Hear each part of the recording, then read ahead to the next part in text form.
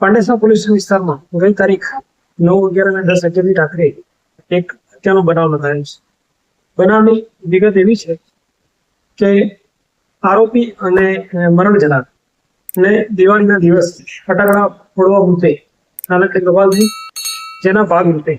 આરોપીઓ પોતાની બર્થડે ઉજવીને પરત આવતા હતા અને અચાનક રોડ પર ભેગા થતા મારી પર ફટાકડા કેમ ફેંકેલા હોય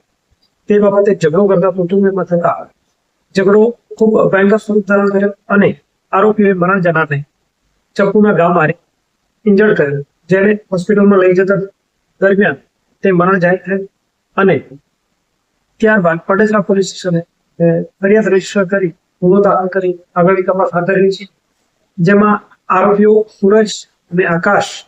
તથા કાયદાના સંઘર્ષમાં આવેલ બાળક ને પોલીસે અટક કરેલ છે અને આગળની કાયદેસરની કાર્યવાહી હાથ ધરેલ છે. સર, આમાં કેટલા આરોપીઓ છે? હાલ 2 આરોપી છે અને એક કાયદાના સંઘર્ષમાં આવેલ બાળક છે.